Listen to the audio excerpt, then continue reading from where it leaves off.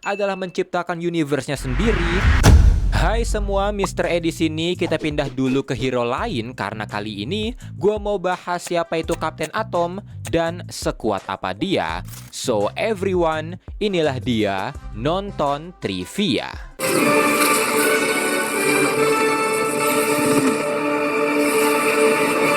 Mari kita mulai dengan backstory-nya. Kapten Atom yang punya nama asli Nathaniel Christopher Adam dan biasa dipanggil Nate, lahir di kota kecil Amerika yang membuatnya tidak punya banyak pilihan untuk hidup.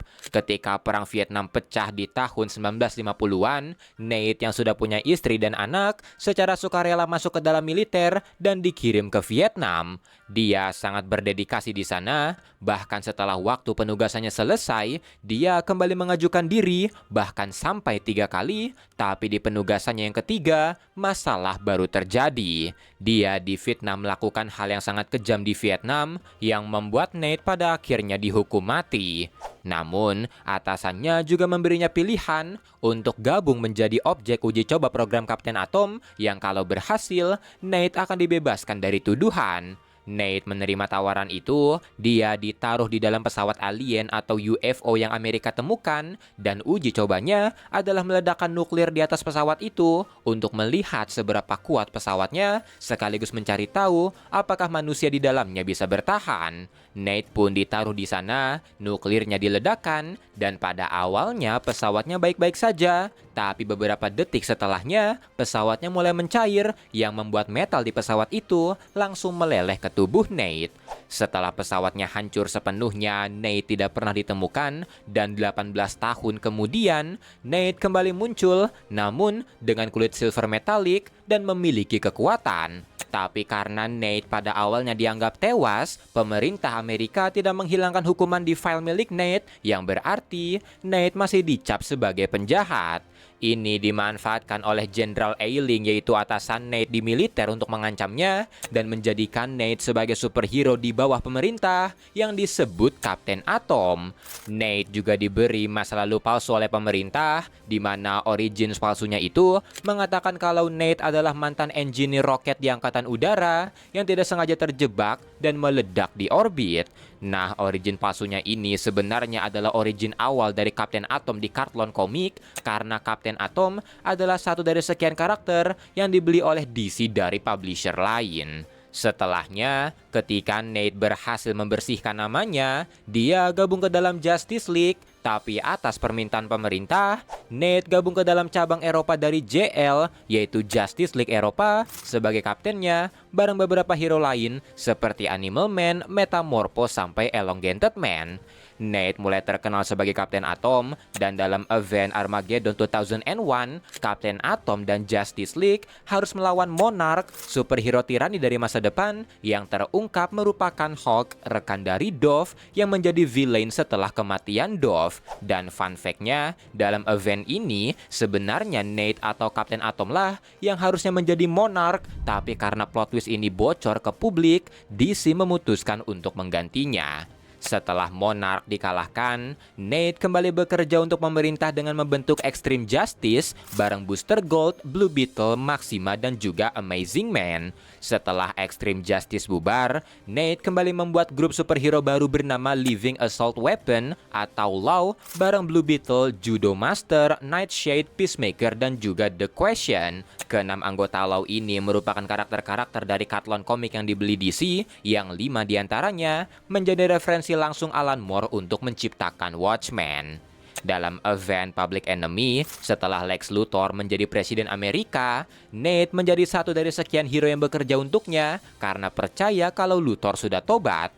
Tapi ketika meteor Kryptonite raksasa bergerak ke arah bumi, Nate yang pada awalnya memihak Luthor akhirnya berbalik demi kepentingan manusia, di mana dia menggunakan robot buatan Toy Master untuk menghancurkan meteor itu dan mengorbankan dirinya. Tapi ketika robotnya menghantam meteor Kryptonite, bukannya mati, Nate malah terkirim ke Earth 50 atau Wildstorm Universe dan sempat berpetualang selama beberapa minggu di sana sebelum dikirim lagi ke universe utama. Ketika event Infinite Crisis, Nate yang ada di Bloodhaven diserang oleh sesuatu yang berhasil merusak kulitnya dan membuat radiasinya mulai bocor. Karena ini dia dipasangkan armor Monarch oleh Atomic Knight untuk menahan radiasinya, di mana armor Monarch-nya ini memperkuat kekuatan Nate. Tapi meski begitu, armor ini mengganggu otaknya, mental Nate jadi tidak stabil, dan ketika dia sadar akan multiverse, Nate yang merasa ras monitor tidak becus menjaga perdamaian multiverse, malah mengadopsi identitas monarknya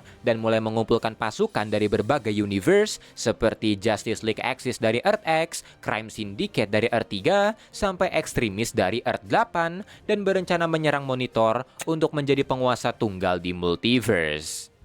Sekarang mari kita masuk ke seberapa kuat Kapten Atom. Berdasarkan ucapan Dr. Megala, pemimpin dari proyek Kapten Atom, kekuatan utama dari Nate adalah mengakses SNF atau Strong Nuclear Force yang membuat atom di tubuhnya selalu pecah seperti reaktor nuklir, tapi kembali menyatu dan terus berulang, yang membuatnya mendapatkan kekuatan besar. Hal inilah yang membuat Nate bisa memanipulasi quantum field di sekitarnya. Dia bisa menyerap, menciptakan, dan mengontrol energi di sekitarnya, yang membuatnya bisa melakukan apapun dan hanya dibatasi oleh imajinasinya.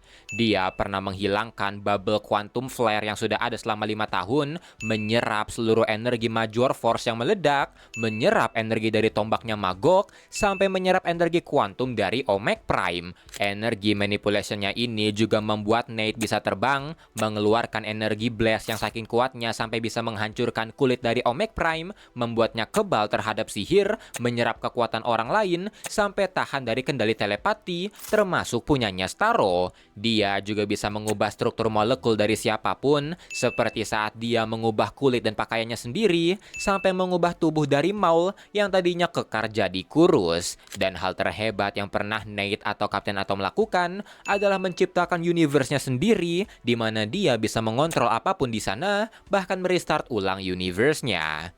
Kekuatannya itu juga tentu saja memberi Nate superhuman strength. Dia bisa dengan mudah mengangkat helikopter, pernah nge-one shot Major Force yang punya tipe kekuatan yang sama sepertinya. Dia pernah meninju Firestorm sampai Matrix-nya terpisah, lepas dari cengkraman Superman yang lagi dikendalikan, sampai menghancurkan helm dari Dr. Fate.